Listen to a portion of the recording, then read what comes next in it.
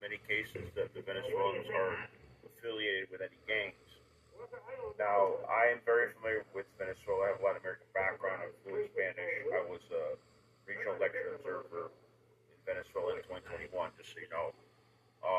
And the news coming out of there, uh, Maria Machado, who's head of the opposition in Venezuela, she's U.S. backed.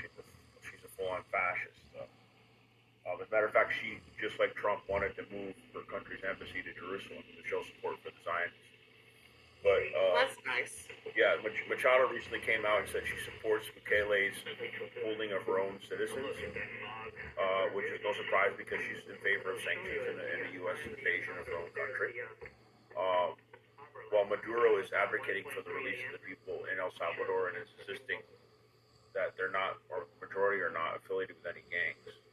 Um, So what about Nicaragua? What about that? Most of these They're are not real? people that, just in case, most of them are people that left Venezuela for economic reasons, mainly because of U.S. imposed sanctions on the country, uh, that were sent back to Venezuela via El Salvador until they can be processed. Some of them were gotten out of El Salvador, sent to Honduras, which is a country allied with Venezuela, so then to go back to their own country. But what was the last thing you asked me? Well, I'm just I don't remember. But I will read this. So you were talking about the federal judge blocked the Trump administration from sharply telling you quote, the administration is trying to strip the legal protections known as temporary protected status from 350,000 Venezuelan nationals on April 7th.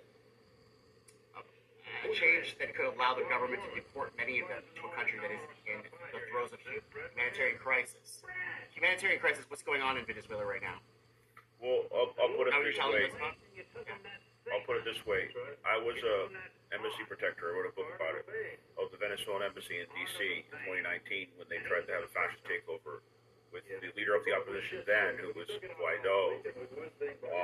Right. So And now Maduro does have opposition. Is he cool with well, us I'm now? going to tell you that a lot of those people, they weren't gangsters, but a lot of the people did oppose Maduro. Were backed by Trump in the first regime, and now Trump's betraying them. And guess what? 6 years ago, I told these people to their faces when I confronted them at the embassy that Trump is going to betray you. He betrays all his allies, and exactly what's happening today. Because